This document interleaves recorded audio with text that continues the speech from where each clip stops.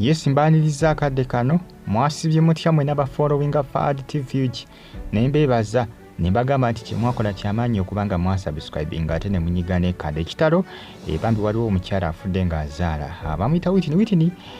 abadde amanyikiddwa nnyo ku social media wabula abasinga bagamba nti ebintu biraka biri mu famire mbu ne muzadde wembu omu maama wembu yafiira mu kiyigo yaseera n'afa mu kiyigo abasinga babitaddemu endogo nga bagamba nti ne Whitney bayinza kuba musindikira eddogo era muviddeko kubanga munnange afa omanyi munnange mu famire omwo abantu bangi nnyo tebaagaliza bannaabwe omuntu ofuna akasente oli nafuukira ezzike kane weebuuze kati nina kubeera mwavu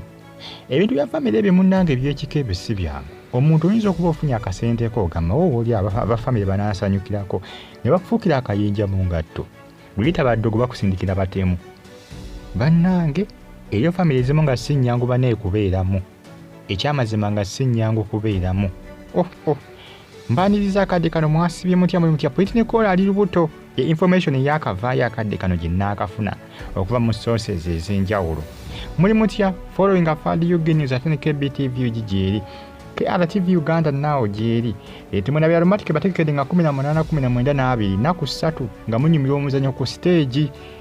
automatic bategekedde ne bakayimbira drama actors Badube Sempata Abakyasi James Senkubuge Jini Nakachwa bona Misa Kisemakula Tata Samu bona mugenda kwa mbafuna nga automatic ezanya nabo wali kula Bonita ku theater Bonita live ku stage Nichole ali lubuto Nichole ebisajja byamazina bimuyisaamu eggaali information etambula eraga nti ali lubuto esawa naye alifuuka maama nyikira Nichole bagezako kubanga bamutwala ku ssomero ne bigaana maama yavaayo ng'ayogera emyaka Nichole gy'alina abasinga bagiwakanya nga bagamba oyo mwana myaka ki egyo abasinga ne bagamba nti gwe mukazi gwe mutuzanyira ku mutwe oyo mwana tayinza kubanga alina myaka egyo gy'amazima ndoza Nichole emyaka gyali gisukkamukko baatugamba alina emyaka 15 nakuwadde kale abawala bakula nnyo ekyamazima erya abawala enkula y'abawala yanjawulo okuy'abalenzi bwesanze abawala abagimu wakati Nichole muwala mugimu kisoboka naye kyamazima abasinga bagamba nti ebikula bya Nichole by'abantu bakulu ba myaka 2 kudda waggulu 25 24 kudda waggulu paka myaka 4 naye nga Nichole ali buto information gye nakafuna okuva mu sources ez'enjawulo mbagamba nti nno munnange temulabanga azadde akaana ne mwewuunya temulabanga azadde akaana ka baby ne mwewuunya ebisajja byamazina bimuyisaamu eggaali ku ngeri gye yali ebitigula byali tebiyinza butamuyisaamu ggaali olaba ssebo annange si byangu kambiga ebisinga kansirike mbyerekereze Nichole omwana Nichole ekyali kyagamba bwetegeeza yasemanyanga mu nnankani ya Nichole bweyabika mbu nga zeringanga Lake Victoria ne bannange byaye balengera kisikira ne kankibagambe bannange wai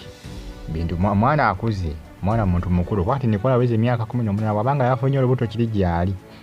abamuvuma mulekerawo muvuma kubanga nabyo ku social media abamuvuma bibakwatirako obusungu bwaki babanga yafunye olubuto okusoma kwagaana ebisesinga omwana alina omuwala kasita okusoma kugaana buba bufumbo ziba kuba kufuna mbuto Nichole si yasoose zimbabulidde nenga mulekerawo muyisaamu eggaali n'omukolya bu video obukola ki abamuvuma bambi mukazi watu oba taata mwana tewali amaanyi tujja kuba tubitegeera byonna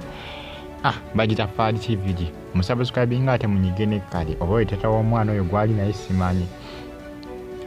yewe nga avudde nganziko sadizi eno waliwo omwana amanyikiddwa nga Whitney oyo bamanyikiddwa nnyo ku social media famire y'ebantu balinamuko kasente mu Uganda muno omu ku bagagga aboogerwako mu Uganda muno eno muzadde we yafiira mu kiyigo wabula babagambye nti famire yaabwe balinamu akasente si kika kyonna ebiseera ebisinga mwenna mwegendeze famire zammwe zemuvaamu oba ofunye kasente ebintu ebimu bisirikire toyogera buli kimu ky'oba okozeewo oba oguzeewo ekizimbe oba ozimba ennyumba oba ozimba emizigo gyo lw'entoozizo sirika ebiseera ebisinga famire zitulimu si nnyangu ebika bye tuvaamu si byangu abantu balina emitima emibi si bonna omuntu ayinza okubaamu nga yawulira effutwa ku buli muntu yenna asituka afunamu kasente addamu bankuba kyeyo waba okoze akasente ko tokajajaamya ate simanya nga nakoze bino ate nakoze biki akola bintu byo mu nkukutu bibereyo mu nkukutu obigambako mukazi wo oba baana bo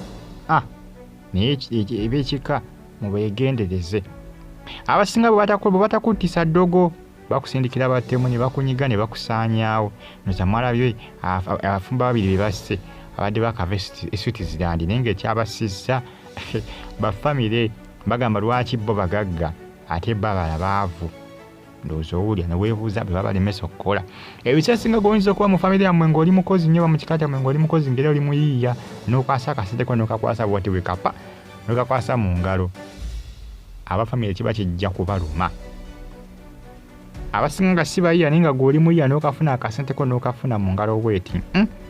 abasinga kibaluma mwegendereze. Whitney yafudde Azaala bambi yafiidde mu lutalo lw'abakyala yafudde Azaala naye abasinga bagamba nti byandibanga birimuko eddogo. Maama we engeri gy'afaamu tetegerekeka. Maama wa Whitney yafiira mu kiyigo bintu bya ddogo. Famire entalo zibadde nyingi nnyo mu famire omwo abasinga nga bakanga nabo okubamiza omusu. Abasinga bagamba nti ekyase Whitney bandibanga bafamire bennyini ab'omu kika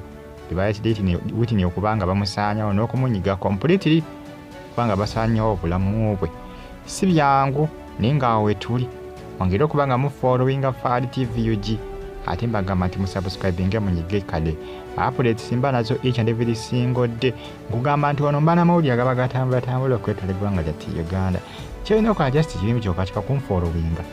bwe kola ekyo kyokka kyokunfollowinge ate subscribinga onyige kade ebirala obindekere nja kuba keepinga ng'obira updated kasita onaakola ekyo nja kuba keepinga ng'oli updated. Kola ekyo subscribinga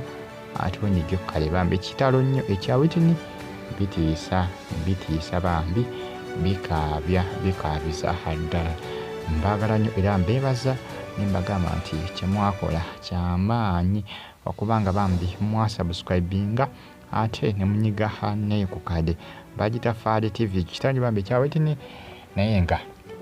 abasinga babitaddemu